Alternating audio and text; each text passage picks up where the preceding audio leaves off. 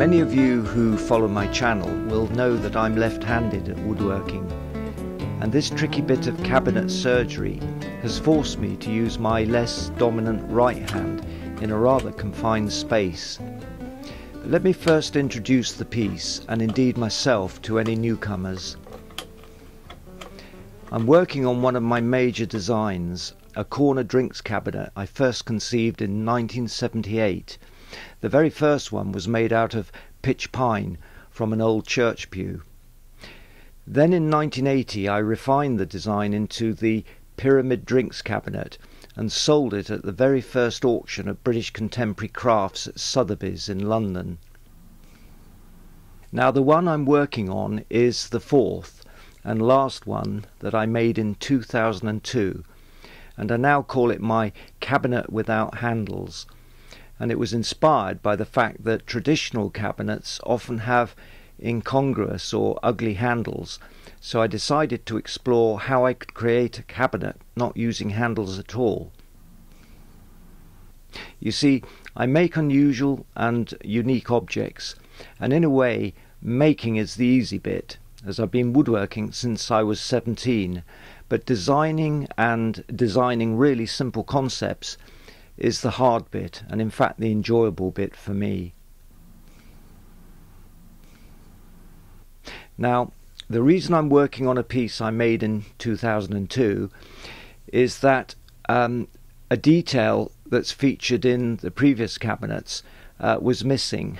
It's a wooden spring to cushion the action of the center flap.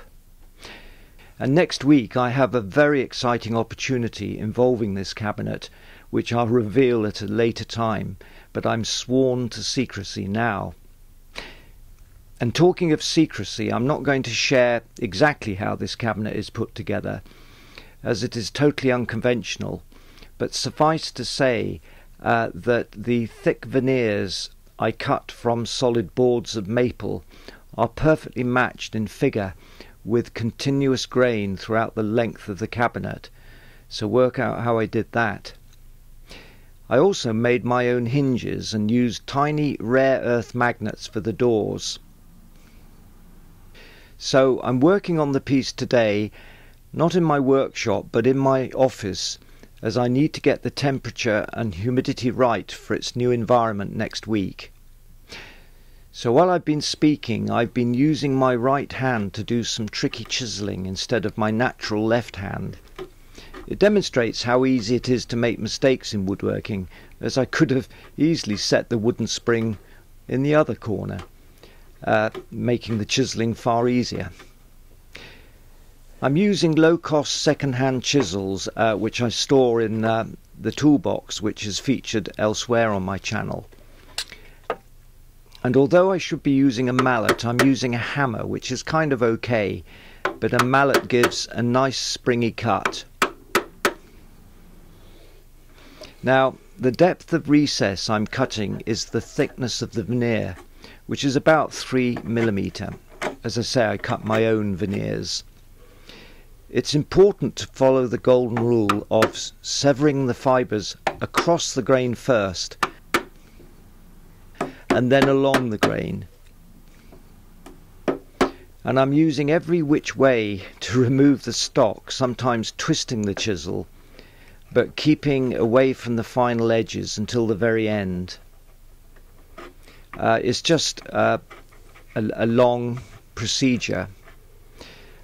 In fact, I decided to remove the center flap to make the chiseling easier, and it removes very easily with just 2 screws.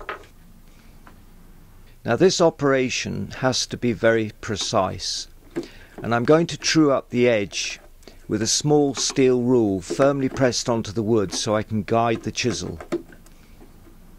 When chiseling, always work on the principle that the narrower the chisel, the less resistance of the wood, but a wider chisel would be used along the grain to keep the lines straight. Now I'm going to fit the wooden spring to the slot it fits into, and I didn't bother to measure the slot in the first place because I had no need to. I'm now going to shape the spring in my workshop. The only bandsaw to hand with a sharp blade at the moment is my Giant that I use to cut the deep veneers for the cabinet. But this is a delicate operation using such a coarse blade.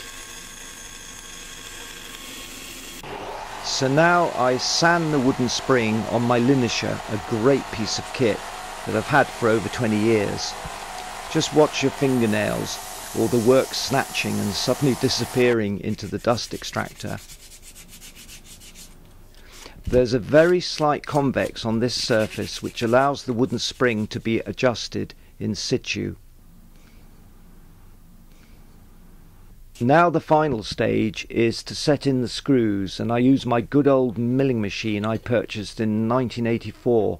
Wow, that's almost 30 years ago. I was a young man then.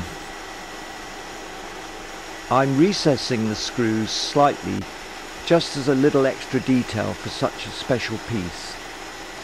This isn't IKEA furniture. Now, let's see whether my guesswork has paid off. I carefully fix the wooden spring into position, tightening up the screws. And hey, it works first time.